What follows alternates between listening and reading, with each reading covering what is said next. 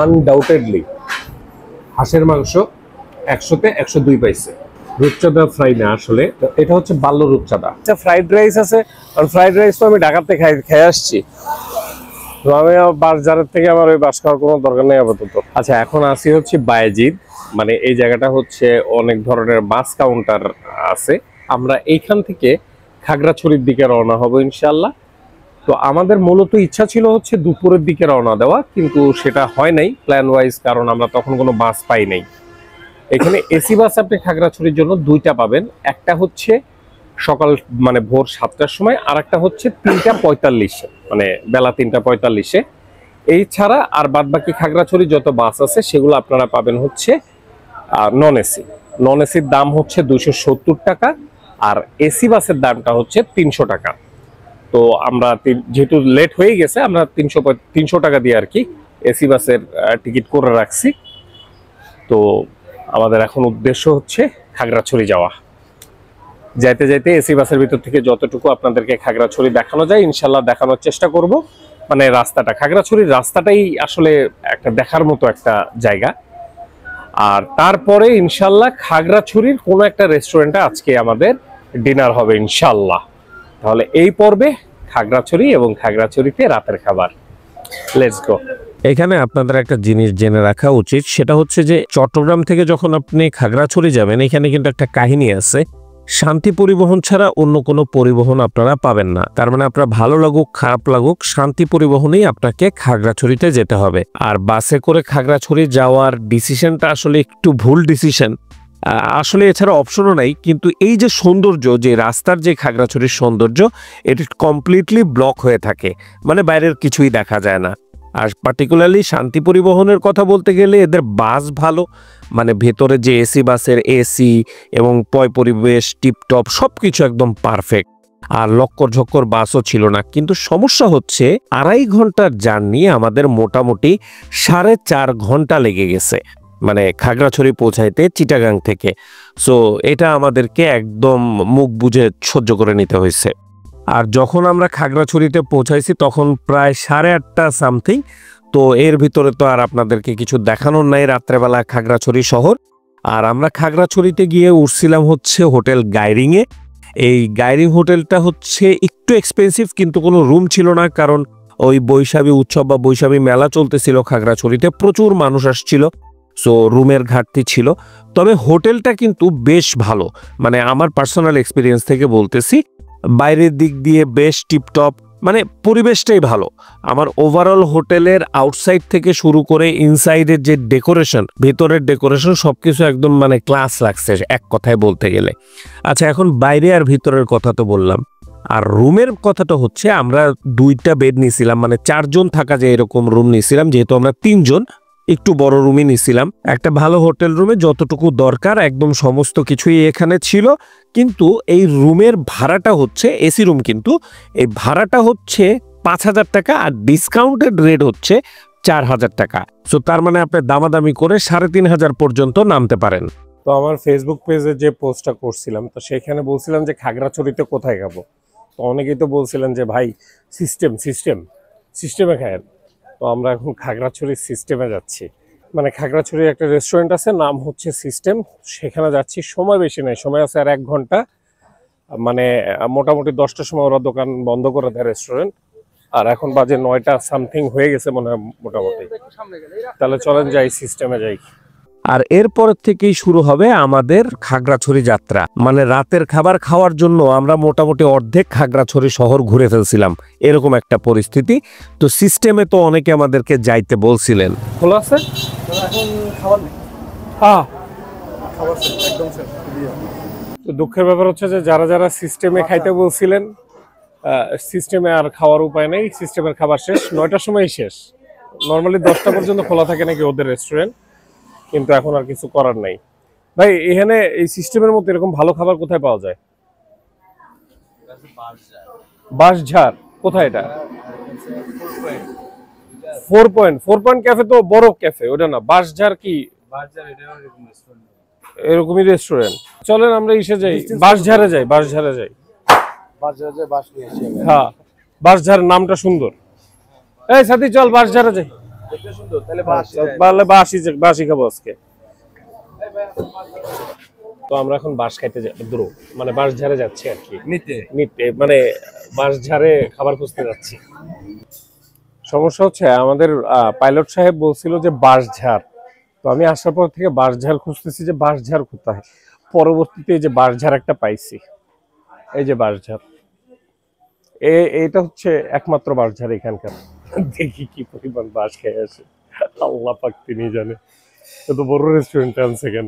বাঁশঝাড় দেখতে তো অনেক সুন্দর, কিন্তু ভিতরে ঘটে গেল আর এক ট্র্যাজেডি। ব্যাপারটা হচ্ছে যে West of time, West of money.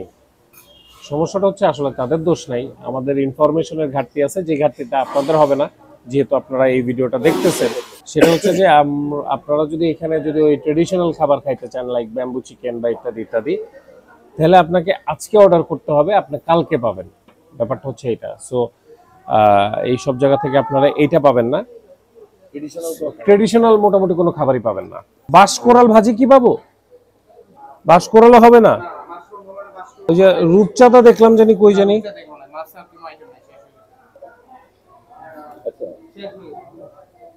কিছু হবে না। বাঁশঝাড়ে কিছুই নাই, বাঁশঝাড়ে আছে ফ্রাইড রাইস আছে, কারণ ফ্রাইড রাইস তো আমি ঢাকাতে খেয়ে আসছি। তো আমি বাঁশঝাড়ের থেকে আমার ওই বাঁশ খাওয়ার কোনো দরকার নেই আপাতত। এখন 4 পয়েন্টে যাবো, এই সামনেই রাস্তার মাথায় আর একটা রেস্টুরেন্ট আছে 4 পয়েন্ট, সেখানে যাচ্ছি। আর এই হচ্ছে 4 পয়েন্ট রেস্টুরেন্ট। এটা হচ্ছে আমাদের আজকের ডিনারের লাস্ট পয়েন্ট, এরপরে আর কোনো জায়গা নাই। এটা হচ্ছে চেঙ্গি স্কোয়ারে, মানে খাগড়াছড়ি চেঙ্গি স্কোয়ারের ঠিক পাশেই হচ্ছে এই 4 পয়েন্ট রেস্টুরেন্ট। আর ভেতরে ঢোকার সময় দেখলাম এরা বি গ্রেড পাইছে, A+A+B, মানে হচ্ছে মধ্যম মানের এভারেজ ক্যাটাগরির একটা রেস্টুরেন্ট। সো A+ আশা করার কিছু নাই ও ভিতরে। আর এটা হচ্ছে 3 তলায় একটা রেস্টুরেন্ট। ভিতরের পরিবেশ বেশ ভালো লাগছে আমার কাছে, কিন্তু বেশি শুট নেই কারণ অনেক গেস্ট ছিল ভিতরে। আচ্ছা, এইখানে এসে এই খাগড়াছড়ি এসে ভাইয়ের নামটা জানি কি? নূর ভুইয়া ভাইয়ের সাথে দেখা হয়েছে। মানে ভাইয়ের সাথে হচ্ছে ভাই আমার ওই যে ছোটখাটো একটা ভিডিও টিডিও একটু দেখে আর কি মাঝে মাঝে।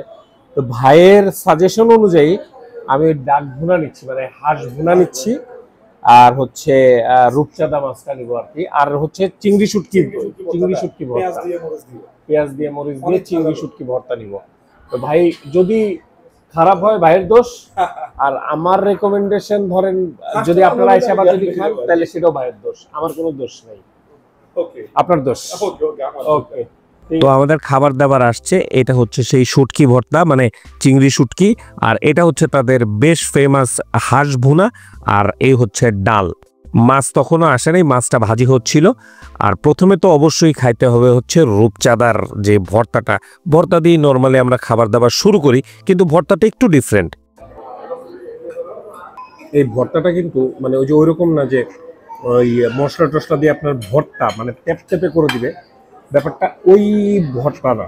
এটা হচ্ছে কি গুঁড়া, ক্রিস্পি, একটা ক্রাঞ্চিনেস আছে।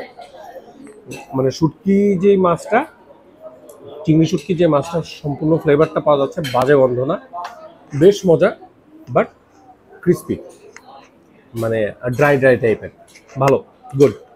আর আমার মানে যদি এখন রূপচাঁদা খাওয়ার কথা, কিন্তু রূপচাঁদাটা এখনো ভাজি হচ্ছে, কিন্তু এই হাঁসের মাংসটা ওই ভাই আমাদের এত বেশি সুনাম করছে, আমি সামনে আসতে আর না খাইয়ে পারতেছি না।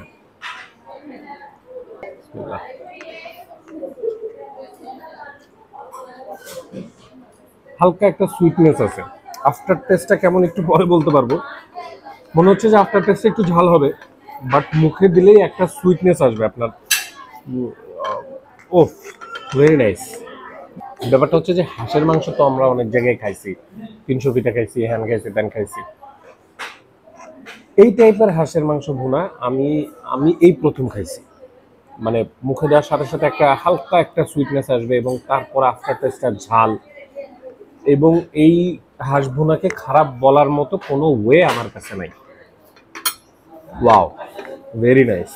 এখন এই হাঁস ভুনা খাওয়ার জন্য আপনাকে খাগড়াছড়িতে আসতে বলবো কিনা তা তো আমি জানি না, তবে খাগড়াছড়িতে আসলে এই 4 পয়েন্টের হাঁস ভুনাটা একবার আপনারা ট্রাই করে দেখতে পারেন, আমার কাছে মনে হয় না বিফল হবে। আচ্ছা, এটা হচ্ছে 170 টাকার রূপচাঁদা ফ্রাই। রূপচাঁদা ফ্রাই না আসলে, এটা হচ্ছে বাল্য রূপচাঁদা, মানে এই আমার 1 আঙ্গুল এই মানে ছোট্ট একটা মাছ, রূপচাঁদার বাচ্চা। ওকে, বাট প্রবলেম হচ্ছে 170 টাকায় এতটুকু একটা রূপচাঁদা মাছ। আমি মনে করছিলাম কি এটা মজা লাগলে আরো একটা নিব, কিন্তু বেশি ছোট, মানে মনে হয় না আমি আর নিব। মানে এটা বাট একটা নিচে আমি ঠিক আছে খাইছি, আর একটু বড় হইলে না জিনিসটা আমার কাছে মনে হতো যে 100তে 100, বাট এখন একটু বেশি ছোট হয়ে গেছে। এখন ওনাদের ডালটা একটু ট্রাই করি। ডালটা কিন্তু নর্মাল থেকে বেশ খানিকটা ঘন ডাল, ডালের মতো স্পেশাল তেমন কিছু বলার মতো নাই। বাট এই সকল খাবারের মধ্যে যদি উইনার আমি যদি ঘোষণা করি, আনডাউটেডলি হাঁসের মাংস 100তে 102 পাইছে একদম। মানে আমি এটা একদম বলে দিতে পারি। এবং আমি যদি আবার কখনো যদি খাগড়াছড়ি আসি, আরও অনেক ভালো ভালো রেস্টুরেন্টের নাম আমি এখানে শুনছি, ওগুলাতে আজকে কপাল খারাপ ছিল, যাইতে পারিনি। বাট আমি 4 পয়েন্টে শুধু আসবো এই হাঁসের মাংসটা খাইতে 100%। সো 4 পয়েন্টের জন্য তো 100% একটা থামস আপ। তাহলে এই পর্ব এখানে শেষ করতেছি। আশা করি আগামী পর্ব আমাদের এই খাগড়াছড়ির কোনো একটা জায়গায় হয়তো নাস্তা খাবো ইনশাল্লাহ। তাহলে ততক্ষণ পর্যন্ত আল্লাহ হাফেজ, ভালো থাকবেন, সুস্থ থাকবেন। ভিডিওটা লাইক করে দিয়েন, শেয়ার করে দিয়েন, মনে কিছু থাকলে অবশ্যই কমেন্ট করে দিয়েন। আর ইউটিউবে দেখে থাকলে সাবস্ক্রাইব, আর ফেসবুকে দেখে থাকলে ফলো করে দিয়েন। আল্লাহ হাফেজ।